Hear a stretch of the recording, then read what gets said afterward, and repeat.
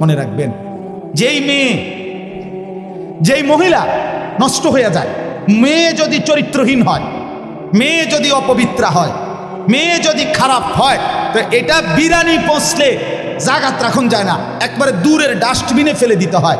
কোনো নারী পচে যাওয়া, মেয়ে নষ্ট হয়ে যাওয়া, মহিলা নষ্ট হয়ে যাওয়া, আল্লাহর কসম এটা শুধু পচছে না, এটা দুর্গন্ধে পুরা সমাজটা শেষ করে দিয়েছে। নারী নষ্ট হইলে সব শেষ। ভাত ফুরান হইলে রাতের ভাত সকালে পানিত ভিজাইয়া খাওয়া যায়, বেডি নষ্ট হইলে এটারে আর জাগাত রাখা যায়। যে মেয়ে বেহায়া দুশ্চরিত্রা, যে মেয়ে কোনো হারাম প্রেমে ঢুকে গেছে, যে মহিলা বিবাহিতা কোনো পরকীয়ায় আসক্ত, মনে করেন ওই সমাজও শেষ, ওই ঘরও শেষ, ওই স্বামীর জিন্দিগিও শেষ, ঘরটাই তখন জাহান্নামের টুকরা। এই জন্য কোরআনুল কারীমের মধ্যে আল্লাহ তাআলা বলছে, শয়তানের চক্রান্ত দুর্বল, দাঈফা, নারীর চক্রান্ত আজিম, ভয়ানক। ইবলিসের চক্রান্তের চাইতে সরাসরি আল্লাহর কোরআনে আছে, নারীর চক্রান্ত তার চাইতে ভয়ানক। নারী অসৎ হইলে শেষ।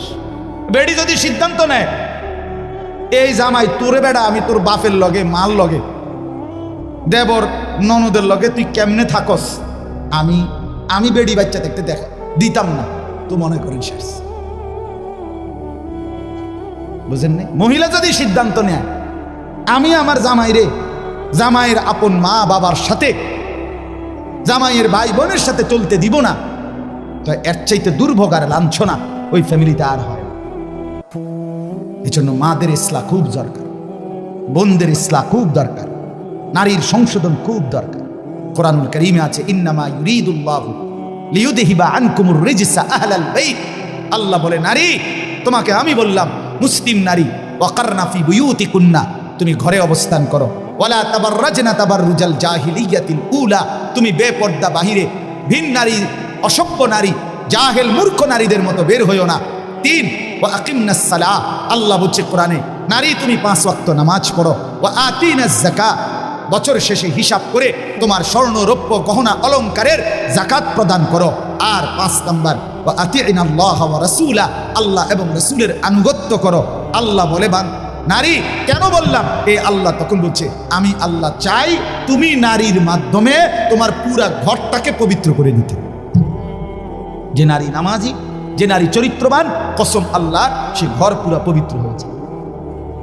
আল্লাহ আমাদের বোনদেরকে তৌফিক দান করে, আল্লাহ আমাদের মাদেরকে তৌফিক দান করে। হা বাপ, আপনারা যত্নবান হন।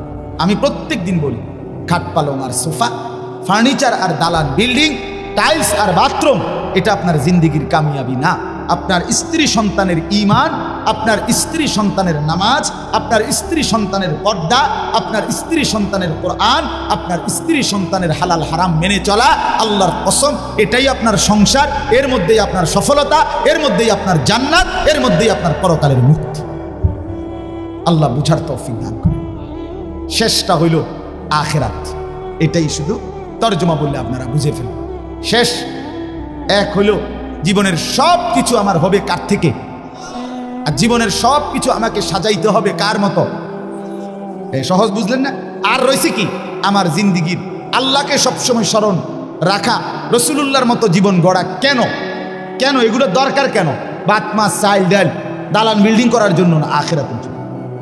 আমার কবর, আমার হাসর, আমার মিজান, আমার ফুলসেরাত, আমার পরকাল, আমার আখিরাত, আমার জান্নাত, আমার জাহান্নাম থেকে মুক্তি, এর জন্য আমাকে তাওহীদ ঠিক রাখা, রাসূলুল্লাহর অনুসরণ ঠিক রাখা, এটা জরুরি। তাহলে আমার জীবনের 3টা জিনিস, তাওহীদ, রিসালাত, আখিরাত। বলেন আবার কোন? এইবার তর্জমা শুনুন, তাইলে কথা শেষ।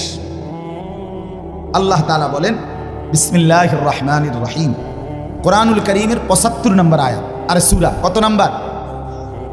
সূরা কিয়ামা, কিয়ামত আর কি।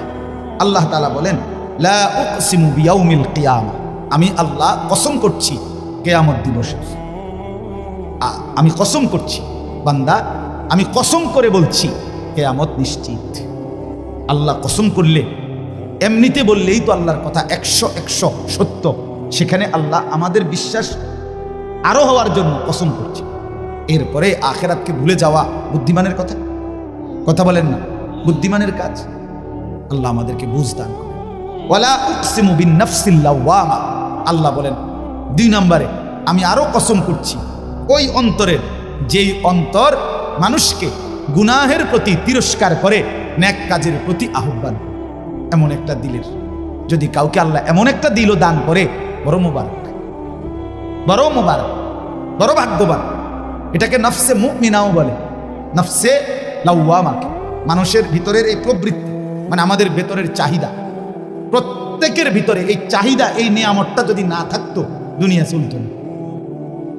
দুনিয়া চল, আপনি বইয়া রয়েছেন কি ওটা না মনে হয় না, বাদ গেছে না মনে হয়, চলো না আইটে না ভালো লাগে না, আপনি সাদা কথা ঠিক কিনা বলেন না কেন? মানে এইটা যদি না থাকতো ভিতরে প্রবৃত্তি, চাহিদা, সব তস্ত চাই, সব তস্ত চাই।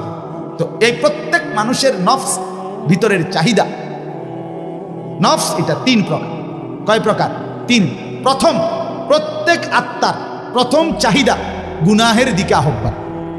মন প্রথম চায় গুনাহ করতে, মন প্রথম চায় অলসতা, মন প্রথম চায় অবহেলা, মন প্রথম চায় নাফরমানি, মন প্রথম চায় অবাধ্য। 60 বছর যার ফজরের নামাজ কাজা হয় নাই, ওই ব্যক্তির মনেও প্রথম শয়তান অথবা নফস তাকে ধোকা দেয়। আচ্ছা উঠতে পারি, সবসময় তো রাহো না। ইন্নান নাফসা লাআম্মারাতুম বিসসু, প্রত্যেক মানুষের অন্তর প্রথম গুনার দিকে আমন্ত্রণ করে। কিসের দিকে? এটাকে বলা হয় আপনার প্রথম নফসে আম্মারা, যেটা গুনার দিকে ডাকে। 2 নাম্বার হলো নফসে লাওয়ামা, ভিতরে এমন একটা প্রবৃত্তি তৈরি করা, যেই প্রবৃত্তি, যেই চাহিদা আমাকে যখনই গুনাহ হয় তখনই তিরস্কার করে।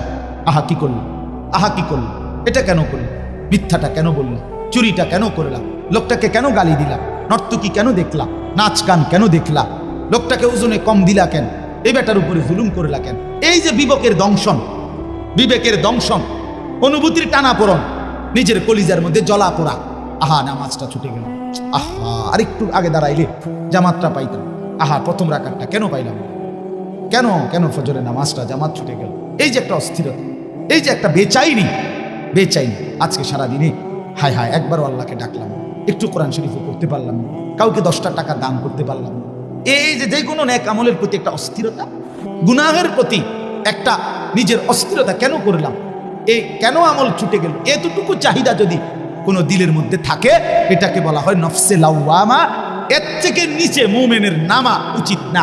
এর থেকে নিচে নামলে তারে মুমিনের অন্তর বলে না, তারে ইমানদার বলে না। দৈন্তান্নাকান্নি রাসূলুল্লাহ সাল্লাল্লাহু আলাইহি সাল্লাম বলেন, ইযা সাররাতকা হাসানাতুকা ওয়া সাআতকা সাইয়্যাতুকা ফাআনতা মুমিন। নেক কাজ করলে যদি তোমার ভাল লাগে, গুনার কাজ করলে যদি তোমার কষ্ট লাগে, তাহলেই তুমি মুমিন, তাহলে এখনো তোমার ঈমান।